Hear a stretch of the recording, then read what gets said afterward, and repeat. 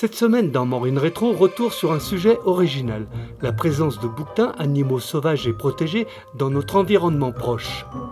Un reportage réalisé sur les hauteurs d'Hermillon par nos journalistes reporters d'images de Maureen TV, en collaboration avec les agents de l'Office de la biodiversité, service départemental de la Savoie. Dans ce nouveau Maureen reportage, nous nous sommes intéressés de la présence des bouquetins sur les hauteurs du village d'Hermillon. Et pour cela, Laetitia, notre JRI, a rencontré des spécialistes dans ce domaine de la biodiversité. L'OFB.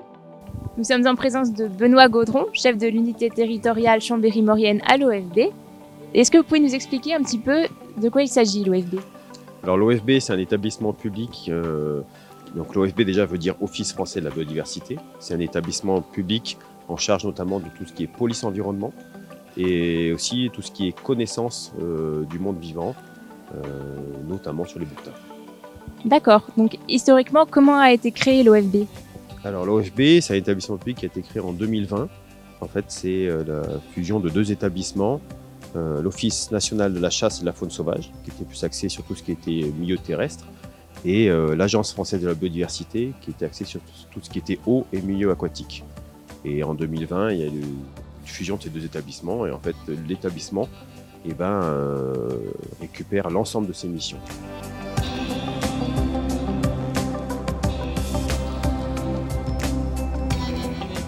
Marc Tronel, vous êtes technicien de l'environnement à l'OFB, ici sur le territoire de Maurienne. Et donc vos missions concrètement sur le territoire, à quoi ça peut s'apparenter ? On a une grosse mission de police de l'environnement, donc la police au sens large, sur toutes les thématiques que peut regrouper le Code de l'environnement, à savoir les pollutions, les contrôles des usagers, notamment au niveau de la pêche, de la chasse. Et voilà, en gros pour la police. Et après, on a tout un volet technique avec des inventaires, du suivi de faune, mais aussi avec un avis, la rédaction d'avis techniques sur divers projets ou divers travaux qui peuvent impacter l'environnement. D'accord, super. Et par exemple, est-ce que vous pouvez me décrire une journée type dans votre métier ? C'est très très varié, on est vraiment très polyvalent. Donc on essaie de suivre un planning avec des missions bien définies, mais bien souvent c'est des missions qui se dessinent un peu au jour le jour en fonction des actualités, des appels qu'il peut y avoir au bureau, notamment au niveau des pollutions ou des signalements de choses diverses, comme par exemple un cadavre d'animaux à aller voir, expertiser, ou une pollution, donc quelque chose de très ponctuel. Et à ce moment-là, il faut se déplacer. Sinon, après, une mission type, selon les périodes, donc c'est quand même souvent axé beaucoup sur de la police, comme je vous l'expliquais précédemment. Et donc, en fonction de la période, si la chasse est ouverte, sera plutôt axé sur la police de la chasse.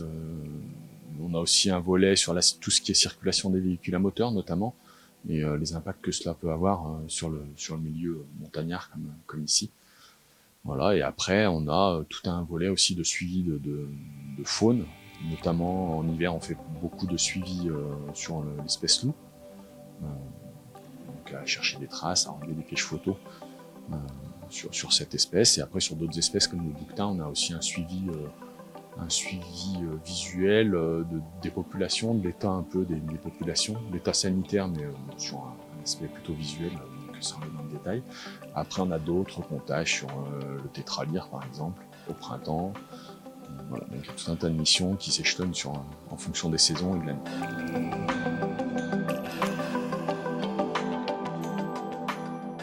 Carole Toigo, bonjour. Vous êtes chargée d'études et de recherche sur la biodémographie des ongulés de montagne.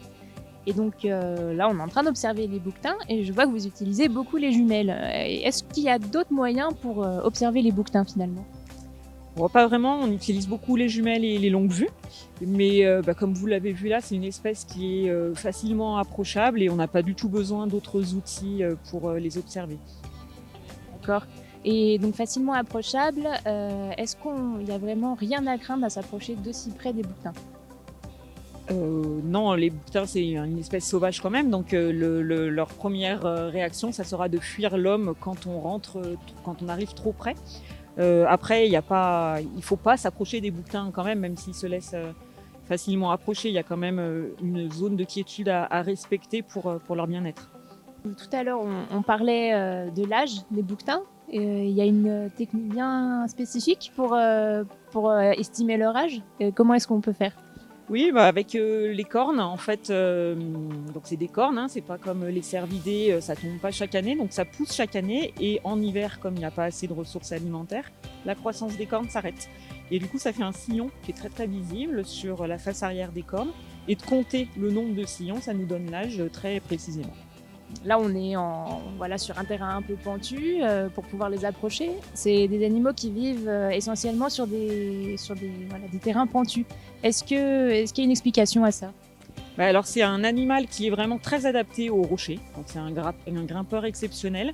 Et sa zone refuge de prédilection, ce sont les falaises rocheuses très raides. C'est l'endroit où il va se réfugier quand il se sent en danger.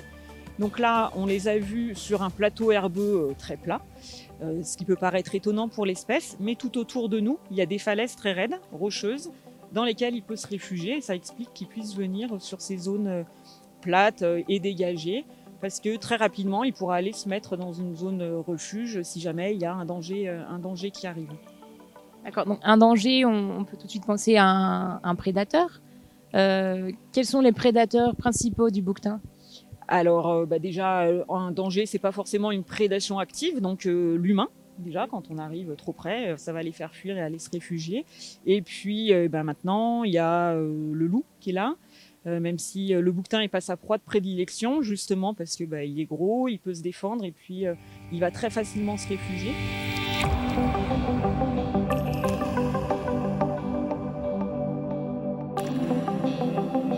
Donc derrière nous, on a la ville de Saint-Jean-de-Maurienne. On est quand même relativement proche des habitations.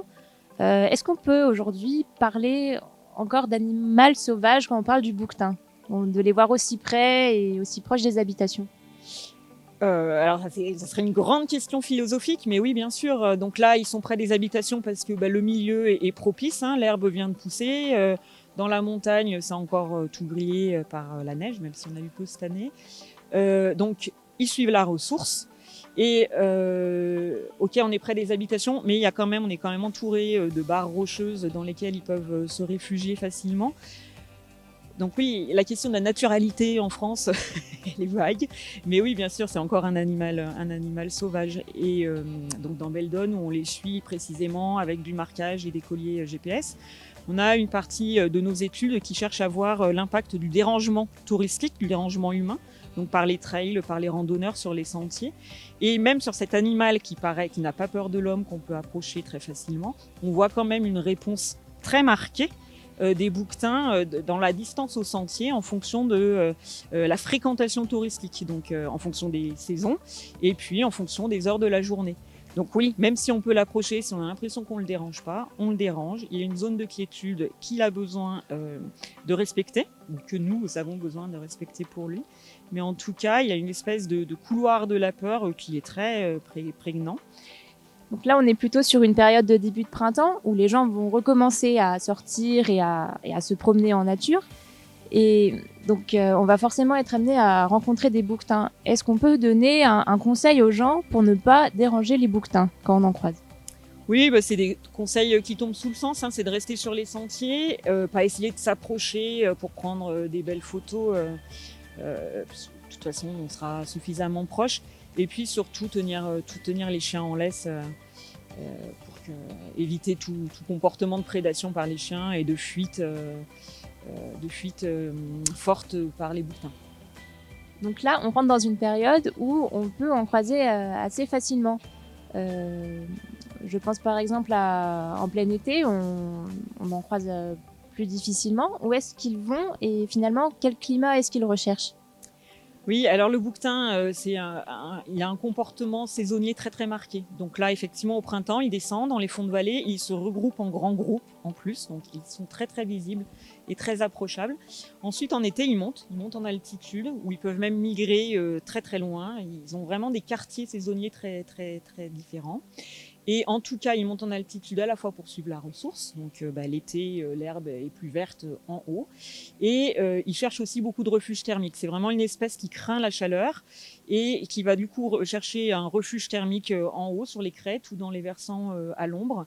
Et effectivement, l'été, on les voit beaucoup moins, notamment dans la journée, parce que ils se reposent et ils vont se mettre dans des coins à l'ombre. C'est ce qu'on appelle la thermorégulation comportementale pour gérer les fortes chaleurs.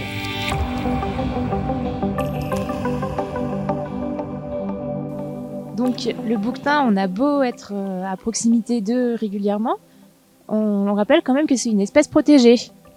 Oui, tout à fait. Le bouquetin, c'est une espèce protégée. Et donc, il y a certaines règles qui s'appliquent. On parlait de comportement pour ne pas les déranger au niveau de la biologie d'espèce, pour éviter que, effectivement, au niveau de l'énergie dépensée pour se déplacer, ça va compromettre parfois leur survie. Mais il y a aussi un volet réglementaire. C'est-à-dire qu'une espèce protégée, on peut bien sûr ne pas la chasser, mais également quand vous trouvez un cadavre d'animal, par exemple vous trouvez un bouquetin mort, vous n'avez pas le droit de déplacer le cadavre, vous n'avez pas le droit de prendre les cornes pour en faire un trophée. Tout ça constitue des infractions au niveau de la loi. Voilà, ce sont des délits pénaux. Et donc le réflexe à avoir quand vous trouvez ou soit un animal qui se trouve qui est moribond, qui est en mauvais état sanitaire, ou alors un cadavre de bouquetin, c'est contacter nos services au service départemental de la Savoie.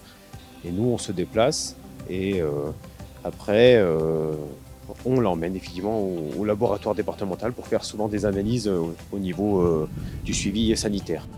Et donc avec l'OFB, vous faites partie du réseau SAGIR, qui s'étend nationalement. Est-ce que vous pouvez nous en parler un petit peu ? Alors, le réseau SAGIR, ce qui veut dire savoir agir, en fait, c'est un réseau c'est la surveillance de l'état sanitaire de la faune sauvage. Donc, ça concerne en fait plein d'espèces. Donc, bouquetin, mais on connaît par exemple la grippe aviaire avec les oiseaux. Donc, voilà. Mais sur le bouquetin, on participe aussi. C'est pour ça qu'on récupère des cadavres et qu'on les fait analyser pour vérifier que la population locale n'est pas malade, déjà.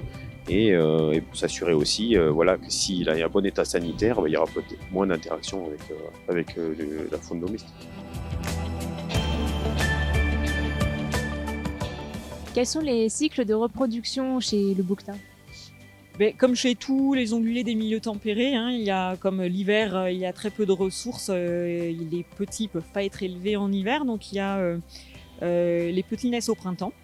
Donc chez le bouquetin, c'est tardivement par rapport aux autres espèces, même par rapport aux chamois. Ils naissent en juin, mi-juin, fin juin.